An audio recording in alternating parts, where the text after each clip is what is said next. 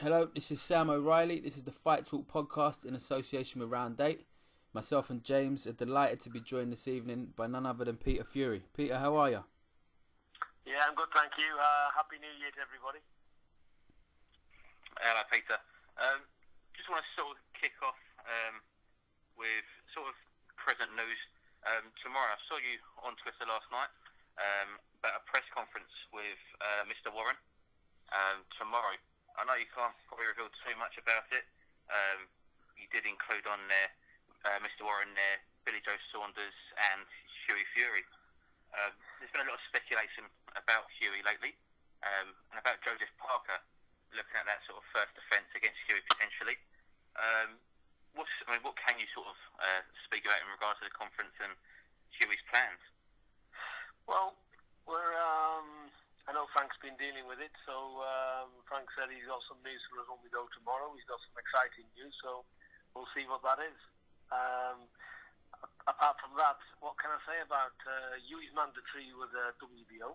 So he is mandatory in line for Parker. The WBO has ordered Parker to fight Hughie. So that's where we are. I know our team has been in negotiations, and I think negotiations are looking positive. So hopefully we'll have some news at the press conference tomorrow. Definitely. Now, you're talking about Hughie being the mandatory. Is there, obviously you guided Tyson to being unified champion of the world. Is there a defining moment or a defining fight or something like that that you look at your fighter and you go, you know what, he's ready, he's now top level? Or is it just the culmination of a lifetime's work? I think what you need to understand is if you can fight, you can fight. And if it's your time, it's your time. So I believe he's ready. He is ready. He's matured a lot. He's had quite a lot of experience. He's in a good place. And I think it is his time. I think he's a special individual. He's totally dedicated to his game, and I do believe it is his time. But it's like they don't get no easy touches. When you want to get a world title, you have to be prepared to fight anyone who's got the belt. So it's not a case of cherry picking. Tyson never cherry picked, did he? So Hughie's exactly the same. So the opportunity is available, and he'll take it with both hands. So it's just a matter of the opportunity arising, and he's ready. He's been ready for quite some time. We've tried to make various fights. For one reason or another, they fell through. But hopefully, this fight can get made. Now, there's a certain heavyweight from America who wasn't too pleased that Hughie was sort of name was thrown into the hat there and was made mandatory. Joel Miller, he believed that he tweeted. He said that he was meant to be fighting Hughie for the number one spot, and he feels that Hughie should be fighting for the position, and he should. What's your opinions on Jamal Miller and his thoughts on Hughie and this number one mandatory position? Well, it doesn't really matter what other fighters' views are. There was talk of pairing people off. That never happened. Hughie's ready to fight anybody, but that never happened because for whatever reasons, the promoters or the rankings. So I don't know what his problem can be. He's not even ranked near Hughie anyway. He's behind. So Hughie is quite simple. Hughie is in the rankings. He's the next one in line after David A. David A didn't fight. Hughie's now mandatory. So it's as simple as that. If Jarrell Miller would have been where Hughie was, then Jarrell Miller would have been, wouldn't he? So it's a case of, I think, all fighters mention other fighters, when they talk a lot, they seem to get more attention. So I just think it's like this. But for us, Hughie's never really spoke a lot. He'd rather do his talking in the ring. So that's where we are. So I'm not really interested in what other fighters has got to say. Their time will come, no doubt. If they're good enough, their time will come. And if they're not good enough, they'll fall away by the wayside. I think you hit the nail on the head. Obviously, Hughie's the mandatory, and he's been spoke about a lot. So people sort of try to ride the coattails, don't they? Get their names spoke about, and like you say, if they're good enough, their time will come. It's just a bit of hype. How many how many heavyweights is there in the world? The ones who speak out the most seem to get attention. So it's all about the Furies at the moment. So they'll speak about the Furies. It's all about AJ at the moment. They'll speak about AJ. It's just what it is. But unless you are that personality, like Tyson is genuinely that personality, be yourself. So Hughie is what he is. He's himself. He's not out to try and impress somebody. He's not out to get false publicity. He wants to earn his stripes in the ring. So his time's come. He's been patient. He hasn't said, please get me a world title. His time's come and he's gone, yeah, ready. Thank you very much. I'll take it. It's as simple as that, isn't it? Yeah, definitely. Now, this press conference, we heard the news the back end of last year. Very exciting news for Frank Warren, the pair up with BT Sport. First of all, there's a lot of an emergence of new broadcasters. We also had ITV last night, had a first show for a long time, and they've obviously got the pay-per-view with Eubank in a couple of weeks. Do you think the emergence of new broadcasters is a good thing for boxing? Yes, I do. It's a nice thing. We've got you've not only got Sky, there's also a brilliant platform, Sky. They put some very good shows on. But now you've got BT Sport coming into the frame. I think it's massive. For them to team up with Box Nation, Frank Warren, it's a massive opportunity. And like you just said, you've got ITV4 now. They've come back into the frame. So I think boxing in Great Britain is massive at the moment. And it's all plus. So I do think it's a very good thing. And that's it. I mean, not only ITV4 on terrestrial TV, also Channel 5, which obviously yourself and Hughie and Tyson all know very well, with Mick Hennessy's shows being on there. And yes, of course. They're all good terrestrial television, so it's nice for viewers to turn on normal TV and get boxing. I think anywhere where boxing can be publicised, and it's a good thing, isn't it? Definitely, 100%, definitely. In regards to Mick Hennessy having that, he's lost that Channel 5 deal, unfortunately, to the Cyclones Promotions. With Mick, where does that stand? Obviously, I know he's still obviously promoting. Yourselves have always been very loyal to Mick. Where does Mick stand in regards to, is he looking at another TV deal? I don't know how much you know about his side of things. I know Mick's got some positive things ongoing at the moment. We speak very regular. He is constantly with us, Mick. It's the same as what it's always going to be. He's going to be with us, until the end. He's certainly going to be till the end of my son's career anyway. So whatever he does, whatever we do, we're just a unit. Look, nothing goes right in your life. So when something goes wrong, I'm not a person to jump off that train. If I'm with you, I'm with you. I'll keep on the bendy track. Uphill, good times, bad times. That's what life is. You can't put friendship down to just business. If you're there from the start, you help each other. That's what it's all about. Definitely, loyalty is key, I think, and you've hit the nail on the head. Things come back round, don't they? They go up and down, and yeah, they sure do. This is what life's about. Life's not a bed of roses. Look at Tyson. He won the world championship, had the world at his feet, and all of a sudden, everything seemed to cave in. Life's not perfect, but we are real people. We don't put on a show. What you see is what you get, and we all hurt inside. I've got fear in man. I just say what it is. Nobody's perfect. But we try to do our best, and that's all you can do.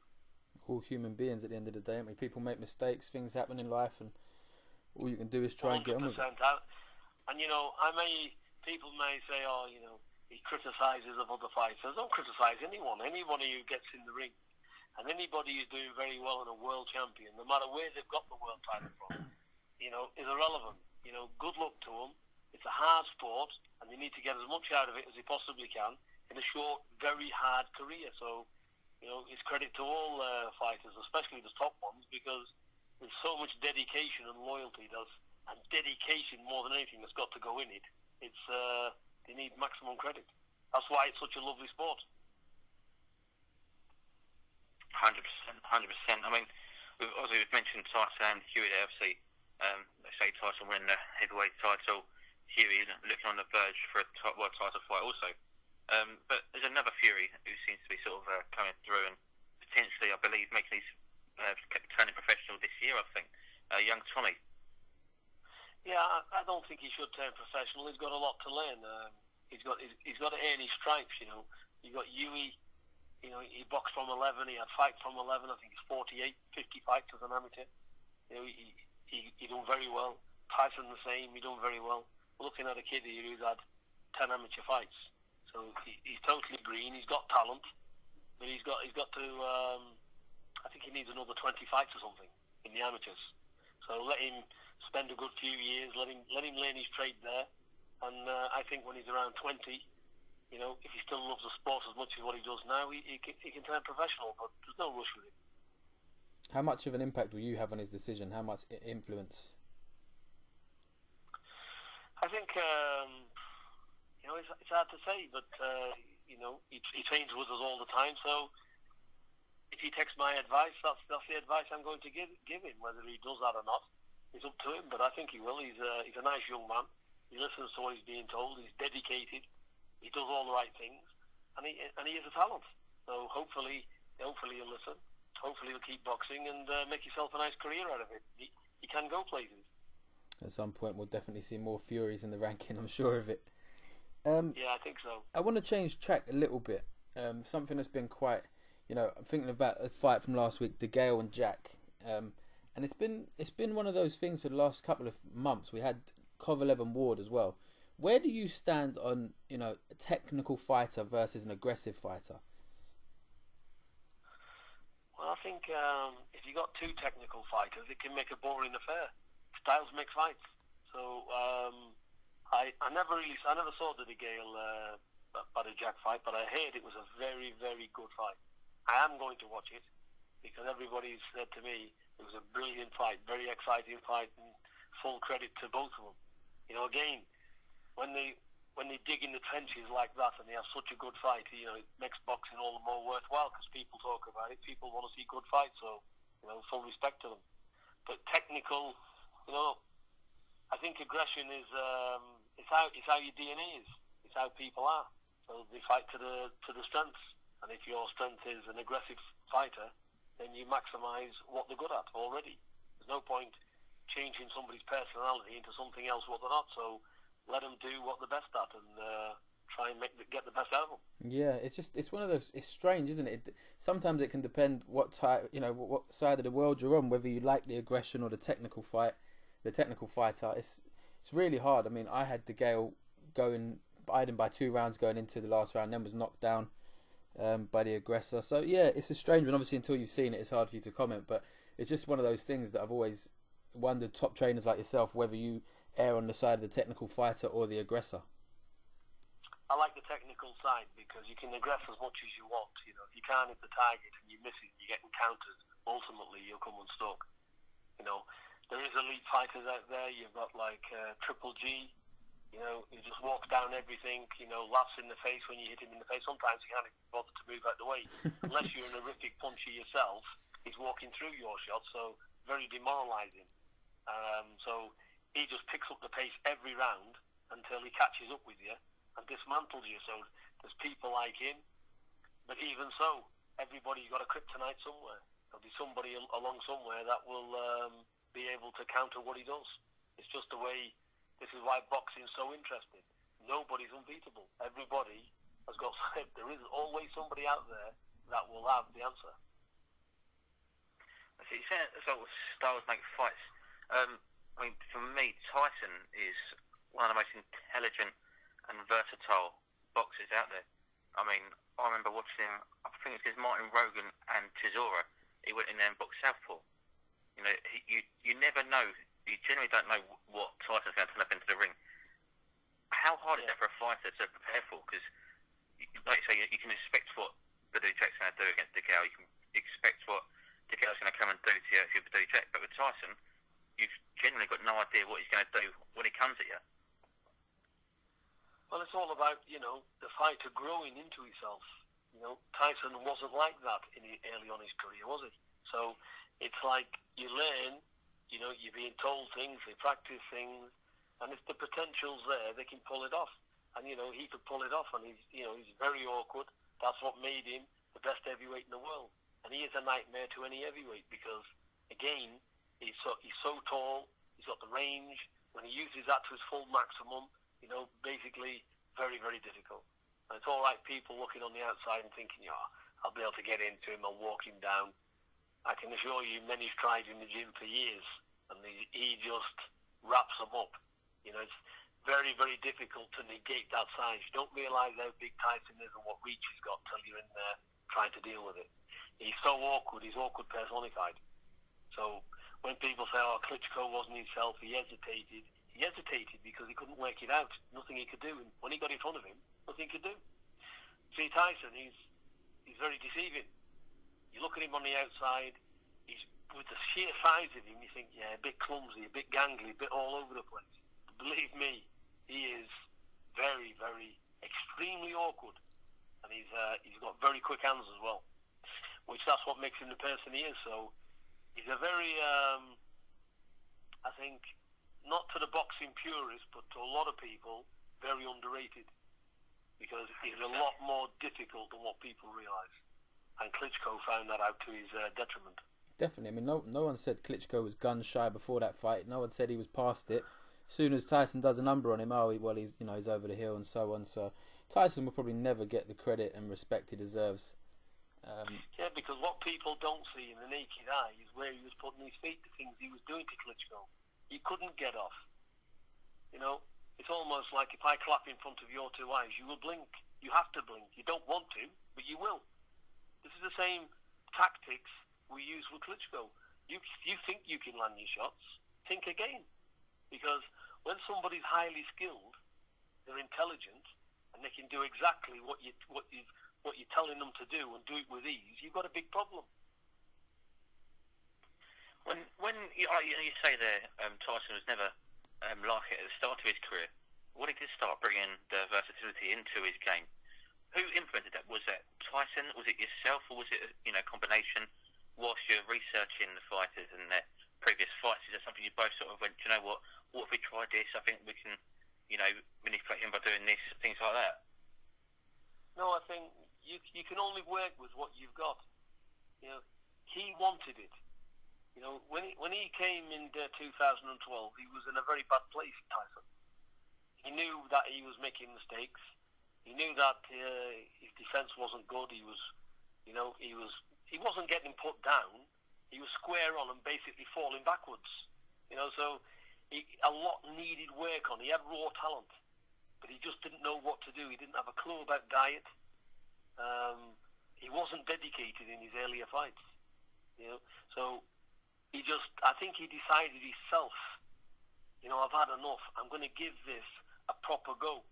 Because we sat down and spoke, I said, unless you take this proper serious, you ain't going to go much further than where you are.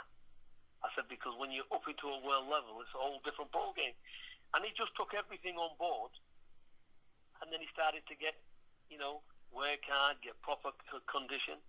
And, for the Rogan fight, we wasn't going southpaw for the Rogan fight. I decided to switch him to southpaw 2 or 3 weeks before the fight. Because all in the sparring, every time I got fresh sparring in, he kept getting it over the top of the right hand over the orthodox. And although we could see the mistakes, he couldn't correct it in that amount of time. So, with looking at it, weighing it up, I got in the ring and I said, right, let's do the pads. I said, right, go the other way. And it was one pad session, and I got him on the pads and he was southpaw, and I seen which way he was going, and I thought, perfect. Because he's moving away from the right hand using the southpaw. So I said, right, we done in 3 weeks. I think I've done 6 to 8 rounds with him per day on the pads, sparring as well, southpaw. I said, right, you're going into this fight southpaw, because he wasn't ready on the orthodox, because he was getting caught still too much. So I didn't want to take a chance. We turned him into southpaw. That's what happened. And it works. Did work massively. I mean, this is the thing. You see the improvement in the last couple of years from Tyson. The second Chisora fight stands out to me massively because he hadn't really had that done to him, Chisora. He hadn't really, to get to that late stage where Don Charles just thought, look, he's had enough. It's the punishment he was taking from Tyson was too much. So the improvement, and that's why I think it's such a, real boxing fans really miss Tyson in there, because the improvement he'd made, and just to see, obviously winning the titles against Klitschko. We a lot of people inside boxing miss him a lot, and we've got a few questions in from people, listeners, that obviously knew you were coming on, and most of them were, when's Tyson back? When's he back? How is he? How's training? Can you just let us know, a key how Tyson is and how things are with him at the moment? Yeah, I was with him yesterday. We didn't speak about boxing at all because obviously it's just family talk, and he's in a good place. He's enjoying his family, and that's it. So, whatever Tyson decides to do is not really for me. If Tyson doesn't box ever again, I'm happy. He achieved what he achieved, and if he's happy with that, good luck to him. So whatever he decides to do is okay with me. If he boxes again, great. If he doesn't, still great. For me, ain't gonna make any difference. I'm not gonna think any less or any more of him, whatever he does. So it's just what it is. At the time, we look back at the memories, brilliant. The only thing I would say, if ever he does come back, he needs to come back with that same love and determination as what he's always had. He doesn't want to come back for money purposes. You either love the sport or you don't. He doesn't really need to come back for money. So unless he wholeheartedly wants to come back into boxing and love the sport for what it is, he best just keep with his family and do what he's doing. So no immediate plans, a date, comeback date or anything. Just see how he is, and he's just loving life at the moment and see where it takes him. Yeah. Yeah. I've not, like I said, I've not spoken to Tyson. He can answer all these questions himself in due course. So, but I don't know when, what he's coming back or anything else. That's entirely a matter for him. Okay, brilliant. Couple more questions I've got sent in from Nemo on Twitter. I wanted to know if Hughie does beat Joseph Parker for the WBO, would you look to have a few defences, or would he look straight for a unification fight? Well, for one, I wouldn't. If the Parker fight is made, which at the moment I don't know if it is or not, I have to speak to our team.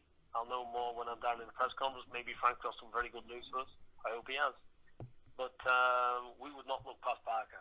Parker's an extremely difficult fight for Hughie, so we've not even thought about it. Like I said, if the fight gets made, then great.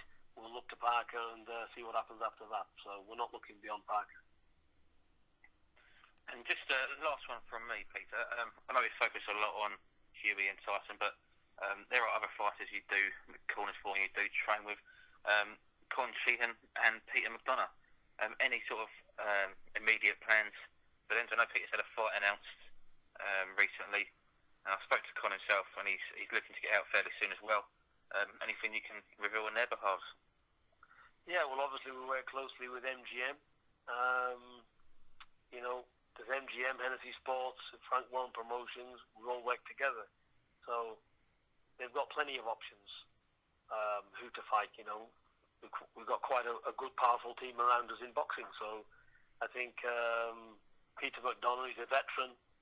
People underestimate him at the peril. I'd like to see Peter McDonough have a European title fight. I think he's ready, and I think with the right training camp, he can do a lot of damage. And I think Peter McDonough should be given his chance. I think this fight, a warm-up fight. How many warm-up fights does he need? He needs to get a European title fight. I think he's earned it. I think he's 11 undefeated now. Is it 10 or 11? He is, and I think with a good training camp, I'm happy for him to come along. He can do the training camp with me. We've already talked about it. So I'd like to see him, and I think he can and will win a European title fight. So I'd like to see that happen for Peter. He deserves it. Con Sheehan, he's young talent again. He's getting vast experience all the time. He's in the gym. He's picking up stuff. Con Sheehan arrived back from Ireland today. He's back in the gym, and obviously we're back in full swing Tuesday morning when I get back from London. Well, there's certainly the platform now. With the Warren BT Sports, there's big platforms. So hopefully the big fights will come for all of your guys, Pete. Yeah, I'm sure they will. There's Con Sheehan. We've got another young fella, Tom Aspinall. He's having his first pro fight, I think, in February as well. So we've got a few heavyweights, and they're coming through. So they're both going to be very busy this year. Definitely. Well, big press conference tomorrow. I will be there. I'll come and say hello to you. We appreciate your time massively. No problem. It's a pleasure anytime. Thank you very much for talking to the Fight Talk podcast.